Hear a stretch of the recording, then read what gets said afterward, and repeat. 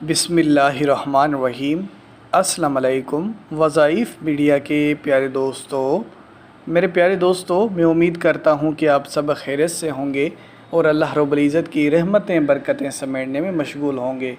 प्यारे दोस्तों, मैं कुर्बान जाऊँ उस पाक रब ज़ात पर कि जिसके कब्ज़े में मेरी जान है कि अल्लाह रब्बुल इज़्ज़त ने हमें कुरान हकीम जैसी अज़ीम किताब से नवाज़ा, जिसमें बेशुमार ऐसी सूरतें हैं, बेशुमार ऐसी आयात हैं और बेशुमार अल्लाह रब्बुल इज़्ज़त के ऐसे प्यारे सिफ़ाती नाम हैं कि जिनको पढ़ा जाए तो हमारी मुश्किलातें ख़त्म हो जाएं, परेशानियां दूर हो जाएं, हमारे रिज़्क़ के मसाइल हल हो जाएं, हमें हिदायत मिलती है। उसके अलावा कुरान हकीम को पढ़ने का हमें दुनिया में भी फ़ायदा होता है और आखिरत में भी फ़ायदा होता है।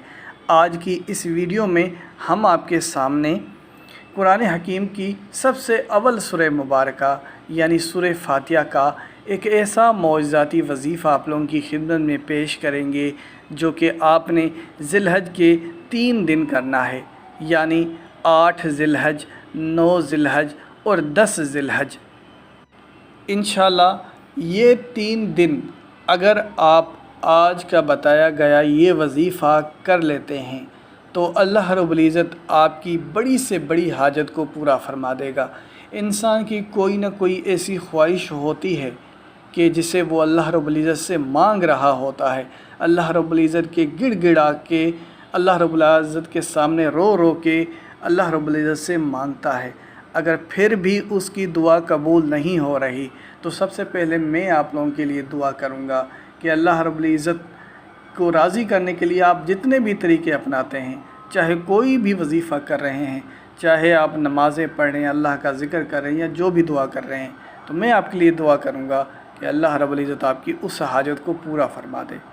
लेकिन फिर भी अगर आपको फ़ायदा नहीं हो रहा तो ये वज़ीफ़ा आप लाज़मी करके देखिएगा, क्योंकि इंशाअल्लाह जब आप ये वज़ीफ़ा करोगे और उसके बाद अल्लाह रब्बुल इज़्ज़त के सामने हाथ खड़े करोगे तो यकीन करें आपके हाथ खाली नहीं लौटेंगे।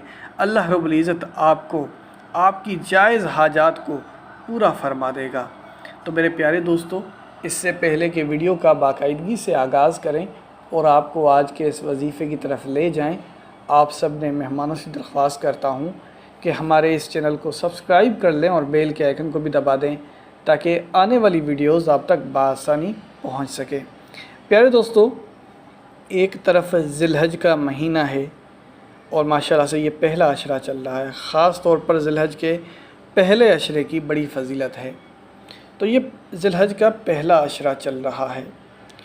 उसके अलावा दूसरी तरफ देखें तो सूरह फातिहा का वज़ीफ़ा है।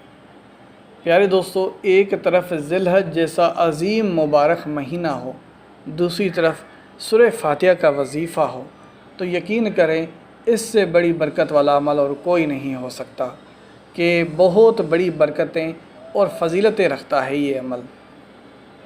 तो बहरहाल ज़िलहज की अगर फ़जीलत के हवाले से बात करें तो आप सल्लल्लाहु अलैहि वसल्लम से किसी सहाबी ने अर्ज़ किया, या रसूलल्लाह, ज़िलहज की क्या फ़जीलत है?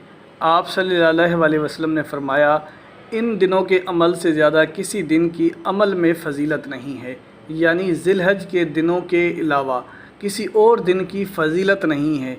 लोगों ने पूछा, जहाद में भी नहीं? यानी लोग जहाद से तशबीह दे रहे थे ज़िलहज के दिनों की। तो आप सल्लल्लाहु अलैहि वसल्लम ने फ़रमाया, हाँ, जिहाद में भी नहीं, सिवाय उस जिहादी के जो कि अपना जान व माल ख़तरे में डालकर निकला हो और वापस आया हो तो साथ कुछ ना लाया हो। सिर्फ़ उस जिहादी की फ़जीलत इन दिनों के मुकाबले में बढ़ जाएगी, वरना ज़िलहज का पूरा महीना बरकतों और फ़जीलतों से माला माल है। इसके आगे किसी और की इतनी बड़ी फ़जीलत नहीं है। तो यहाँ से हमें अंदाज़ा हो रहा है कि ज़िलहज का माह मुबारक हमारे लिए एक बहुत बड़ा फ़ायदेमंद है। तो बहरहाल वज़ीफ़ा किस तरीके से करना है ये जान लेते हैं। ये वज़ीफ़ा सूरह फातिहा का वज़ीफ़ा है और सूरह फातिहा माशाल्लाह से हर एक मुसलमान बहन भाई को ज़बानी याद होगी। نماز میں بھی سب سے زیادہ پڑھی جانے والی سورہ مبارکہ ہے، اور اس کے بغیر تو نماز مکمل بھی نہیں ہے۔ تو ایسے میں یہاں سے معلوم ہو رہا ہے کہ سورہ فاتحہ بھی ایک بہت بڑی فضیلت والی سورہ مبارکہ ہے۔ خصوصاً یہ سورہ مبارکہ حاجت کے لیے، رزق میں اضافے کے لیے، بیماری سے شفا کے لیے، پریشانیوں سے نجات کے لیے پڑھی جاتی ہے۔ بہرحال اب وظیفے کا طریقہ کار سن لیں۔ آپ نے 8، 9، 10 ذی الحج یہ 3 دن بعد نماز مغرب، یاد رکھ لیں 8، 9 اور 10 ذی الحج بعد نماز مغرب آپ نے یہ وظیفہ شروع کرنا ہے۔ اگر کوئی شخص یہ وظیفہ صرف ایک دن کرتا ہے، یعنی 8 ذی الحج کو کر لیا یا 9 ذی الحج کو کر لیا یا 10 ذی الحج کو کر لیا، تو بھی یہ فائدہ مند ہے۔ کسی کے پاس اگر ٹائم نہیں ہے تو وہ صرف ایک ذی الحج ہی میں ہی یہ وظیفہ کر لے، یعنی یا 8 کو کرے یا 9 کو کرے یا 10 کو کرے۔ لیکن زیادہ بہتر یہ ہے اگر آپ فارغ ہیں، کوئی کام نہیں ہے آپ کے پاس اور آپ کے پاس وقت ہے، تو آپ 3 دن لگاتار یہ وظیفہ کریں، 8، 9 اور 10۔ اور کرنا ایسے ہے کہ 8، 9 اور 10 بعد نماز مغرب، جیسے ہی آپ نماز مغرب ادا کر لیں گے تو آپ نے وہیں پر بیٹھ جانا ہے۔ سب سے پہلے 11 بار درود پاک پڑھ لینا ہے۔ 11 بار درود پاک پڑھ لینے کے بعد سورہ فاتحہ پڑھنی ہے آپ نے بسم اللہ الرحمن الرحیم کے ساتھ 7 مرتبہ۔ 7 مرتبہ سورہ فاتحہ جیسے ہی مکمل کر لیں، آخر میں پھر آپ 11 بار درود پاک پڑھ لیں۔ بس یہ آسان سا وظیفہ ہے جو کہ میں سمجھتا ہوں ہر ایک مسلمان بہن بھائی کو بڑی آسانی سے یہ وظیفہ کر سکتا ہے۔ ہر ایک مسلمان بہن بھائی اس وظیفے سے آسانی سے استفادہ حاصل کر سکتا ہے۔ تو جب آپ یہ وظیفہ مکمل کر لیں، اب یاد رہے یہی وظیفہ آپ نے اگلے 2 دن بھی کرنا ہے، یعنی 8، 9، 10 3 دن آپ نے بعد نماز مغرب یہ وظیفہ کرنا ہوگا۔ اور تینوں دن کم از کم تینوں دن آپ نے 5 وقت کی نمازوں کی پابندی لازمی کرنی ہے۔ میں تو سب سے یہی درخواست کرتا ہوں کہ نماز ہم سب مسلمان بہنوں اور بھائیوں پر فرض ہے۔ آپ نے ہر دن ہی نماز پڑھنی ہے، لیکن اگر کوئی شخص پھر بھی نہیں پڑھتا تو کم از کم ان 3 دن تو آپ نے لازمی پڑھنی ہوگی، ورنہ آپ کے لیے یہ وظیفہ کرنا کسی کام کا نہیں ہے۔